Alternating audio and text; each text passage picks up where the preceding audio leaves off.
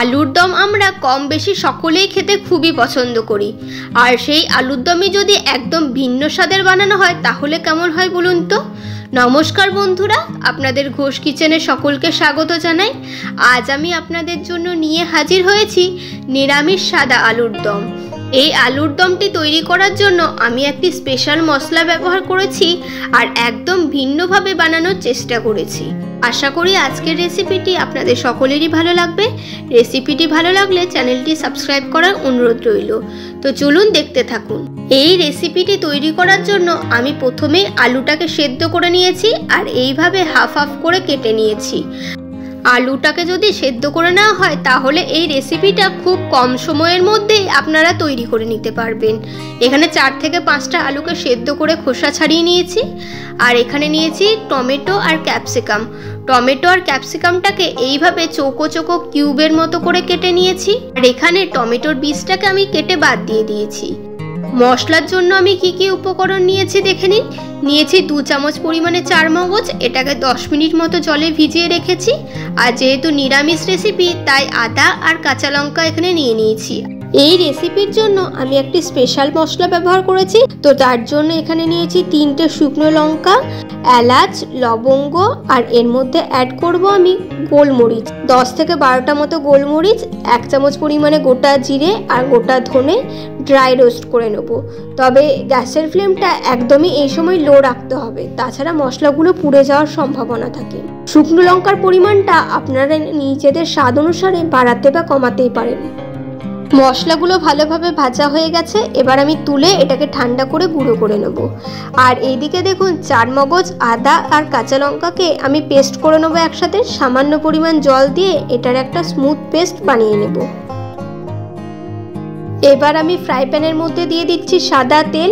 আমি 4 চামচ পরিমাণে সাদা তেল দিয়েছি। আপনারা চাইলে সর্ষের তেল দিয়েও রেসিপিটি করতে পারেন। তেল ভালোভাবে গরম হওয়া পর্যন্ত অপেক্ষা করব। তারপর আমি এর মধ্যে অ্যাড করে দেবো কেটে রাখা ক্যাপসিকাম আর টমেটোটা।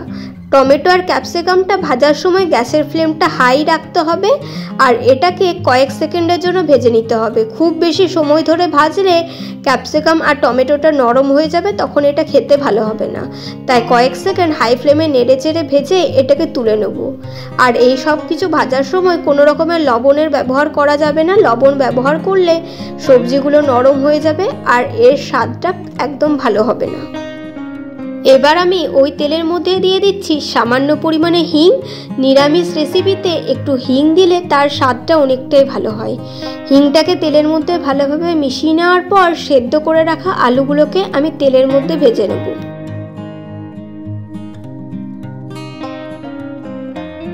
আলুগুলোকে সময় নিয়ে খুব ভালোভাবে লাল লাল করে ভেজে নিতে হবে, যেন আলুর মধ্যে গোল্ডেন ব্রাউন কালার চলে আসে। দেখুন লো টু মিডিয়াম ফ্লেমে আমি আলুগুলোকে একদম লাল লাল করে ভেজে নিয়েছি। আরও কিছুক্ষণ আলুগুলোকে ভেজে নেব। আর এদিকে দেখুন এই রেসিপির জন্য আমি 3 চামচ পরিমাণে টক দইকে খুব ভালোভাবে ফেটিয়ে নিচ্ছি। আর ততক্ষণে আলুগুলো খুব ভালোভাবে ভাজা হয়ে গেছে।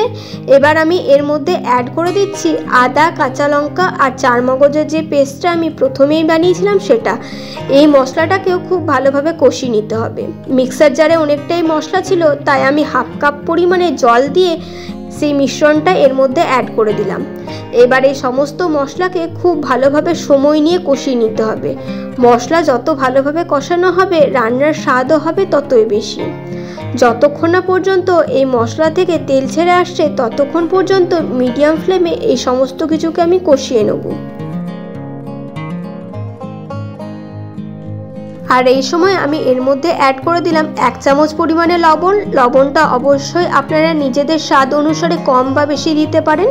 লবণটাকে দিয়েও সমস্ত কিছু মশলার সাথে খুব ভালোভাবে মিক্স করে নেব আর সময় নিয়ে এই সমস্ত কিছুকে কষাতে থাকবো। মশলাটা দেখুন খুব ভালোভাবে কষানো হয়ে গেছে আর মশলা থেকে তেল ছেড়ে দিয়েছে। এবার আমি এর মধ্যে অ্যাড করে দেবো প্রথমে যে স্পেশাল মশলাটা বানিয়ে রেখেছিলাম সেই মশলাটা। তবে মশলাটা আমি পুরোপুরি গুঁড়ো করে দিইনি, একটু দানা দানা রেখেছি। এইভাবে দিলেই খেতে বেশি স্বাদ হয়। তো এই গুঁড়ো মশলাটাকেও সব কিছুর সাথে আরও একবার ভালো করে মিক্স করে নেব। যেহেতু আমি সাদা আলুর দম বানাচ্ছি তাই আমি এর মধ্যে কোনো রকমের হলুদের ব্যবহার করিনি। আপনারা যদি চান তাহলে এর মধ্যে হলুদ গুঁড়ো ব্যবহার করতে পারেন। এবার আমি এর মধ্যে দিয়ে দিলাম ফেটিয়ে রাখার টক দই। 3 চামচ পরিমাণে টক দই আমি এখানে ব্যবহার করেছি। আর দইটা দেওয়ার সময় গ্যাসের ফ্লেমটা একদমই লো রাখবেন, তাছাড়া দইটা ফেটে যাওয়ার একটা সম্ভাবনা থাকে। দইটাকে খুব ভালোভাবে মিক্স করে নেওয়ার পর গ্যাসের ফ্লেমটা আবারও মিডিয়াম করতে পারেন। তো দেখুন সমস্ত কিছু মশলার সাথে দইটাকেও আমি খুব ভালোভাবে মিক্স করে আরও সময় নিয়ে এই সব কিছুকে কষিয়ে নেব। দই দেওয়ার পর খুব বেশি সময় ধরে কষানোর প্রয়োজন নেই। 2 থেকে 3 মিনিট মতো আমি সমস্ত কিছু মশলাকে কষিয়ে নিয়েছি। এবার আমি এর মধ্যে অ্যাড করছি 1/2 কাপ পরিমাণে জল। যেহেতু এটা মাখো মাখো রেসিপি হবে তাই খুব বেশি জল দেওয়ার প্রয়োজন নেই। আর আলুটাও যেহেতু সেদ্ধ হয়ে আছে তাই এটা কুক হতেও আর খুব বেশি সময় লাগবে না। এই সমস্ত কিছুকে আরও একবার ভালোভাবে মিক্স করে নেওয়ার পর এটাকে লো টু মিডিয়াম ফ্লেমে 4 থেকে 5 মিনিট মতো কুক করে নেব।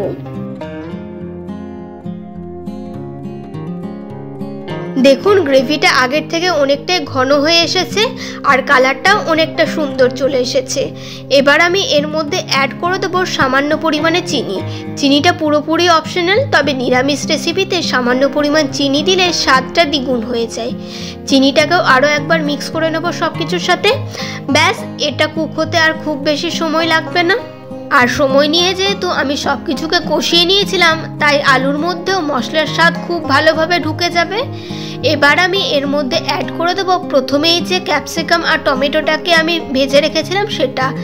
এই ক্যাপসিকাম আর টমেটোটাকে দেওয়ার পর গ্যাসের ফ্লেমটা অফ করে আরও একবার সমস্ত কিছুকে মিক্স করে নিলেই তৈরি হয়ে গেল একদমই ভিন্ন স্বাদের সাদা আলুর দম। কোনো রকমের গুঁড়ো মশলা ছাড়াই ঘরোয়া কিছু উপকরণ দিয়ে আপনারা খুব কম সময়ের মধ্যে এই দুর্দান্ত স্বাদের সাদা আলুর দমটি তৈরি করে নিতে পারবেন। এটা দেখতে যতটা লোভনীয় হয়েছে খেতেও হয় ঠিক ততটাই সুস্বাদু। চলুন এটাকে একটা পাত্রের মধ্যে তুলে নিই। লুচি, রুটি, পরোটা সব কিছুর সাথে এই সাদা আলুর দম খেতে অসাধারণ লাগে।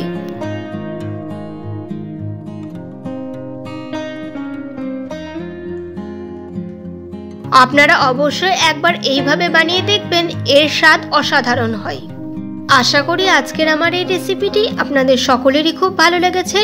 ভিডিওটি ভালো লাগলে অবশ্যই লাইক করবেন আর পরিচিতদের মধ্যে শেয়ার করতে ভুলবেন না। আপনাদের মতামত কমেন্ট বক্সে জানাবেন। আর যারা এখনো পর্যন্ত চ্যানেলটি সাবস্ক্রাইব করেননি অবশ্যই চ্যানেলটি সাবস্ক্রাইব করে পাশে থাকা বেল বাটনটি প্রেস করে দেবেন নিত্য নতুন রেসিপির আপডেট পাওয়ার জন্য। আমি আপনাদের জন্য এরকম আরও রেসিপি নিয়ে আসব। আজকে এই পর্যন্তই, দেখা হচ্ছে নেক্সট এপিসোডে নতুন কোনো রেসিপি নিয়ে। ভালো থাকবেন, সুস্থ থাকবেন, ধন্যবাদ।